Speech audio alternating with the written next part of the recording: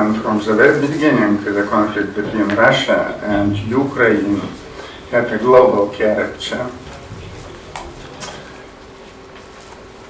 Why? Because the world order established after World War II, that for 7 decades guaranteed peace and stability in Europe, was ruined. Was ruined by Russia, unilaterally, totally unprovoked, deliberately violated international laws, international treaties, and bilateral agreements with Ukraine. Kremlin is seized with warmongering madness and wages war not only against Ukraine, conflict is not regional, but also against the entire Western civilization. Political analyst James Sher noticed that most likely President Putin's goal at this stage is not to destroy the European Union, to destroy the NATO, but rather to make them unimportant and to demonstrate that EU and NATO are not capable to protect Europe. Kremlin's challenge to the democratic world is a global challenge. Therefore, the response to it must be global, not regional but global, massive and united.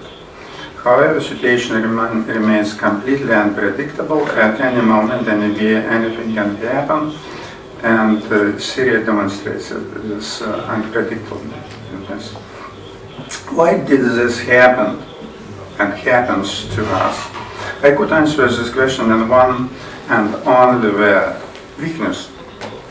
Weakness. Not actually being weak, the West demonstrated provocative weakness, lack of leadership and political will. Weak political will from both sides, from Ukraine and Euro-Atlantic partners. Sides provoked, this weakness provoked Russia. And our political weakness provoked Kremlin much more actually than strong position. Unfortunately, we have to recognize that during the last 24 years we could not or have not been able to solve the problem of Russia. The West never tried to destroy Russia, as the opposite tried to help to create a successful Russia, but those efforts have failed. We are interested in the success of Russia, but the war in Ukraine proves that the success of Russia must be preceded by the success of Ukraine. Only Ukraine's success can open the door for Russia's success.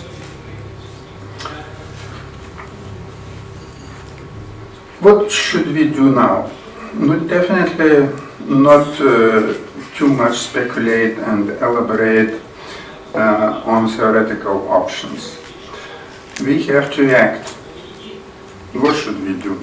Firstly, to stop President Putin in Ukraine, and secondly, to help Ukraine. Everything sounds very simple. At a tactical level, Europe's and in broader sense Western reaction to the Ukraine crisis was relatively good. The main effective weapon is sanctions.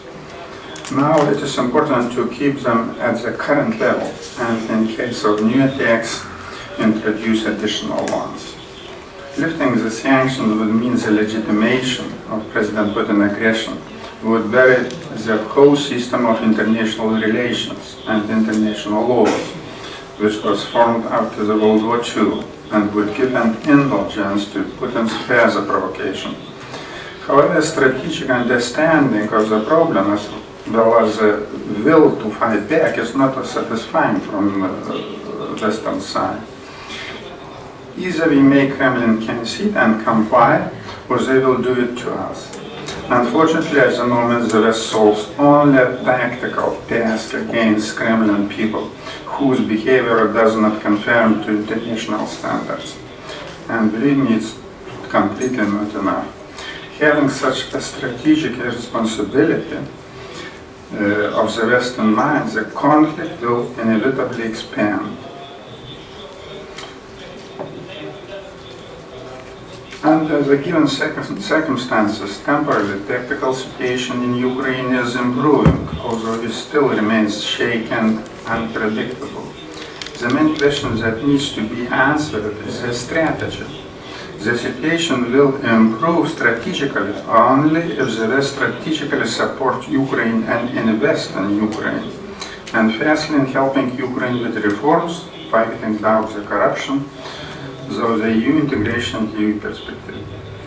The success in the integration with the EU is a primary goal, which is possible and definitely achievable, and dependent on Ukraine's political will and persistence.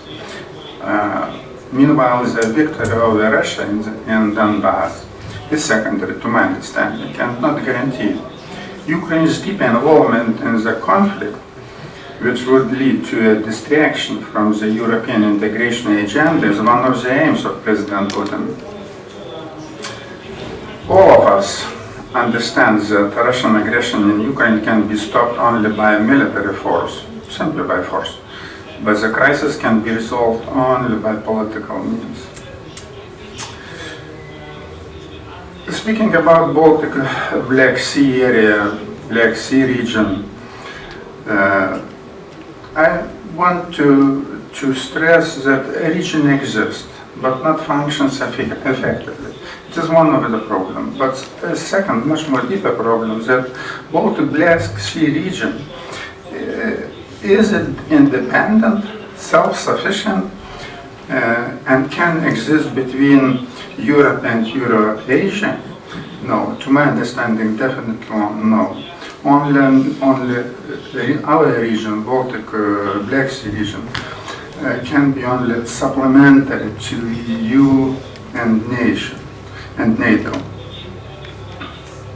Because, at least at present moment, existence of our region is not consolidated by powerful, by concrete project of cooperation and integration, with some, of course, exceptions, weak exceptions to my mind.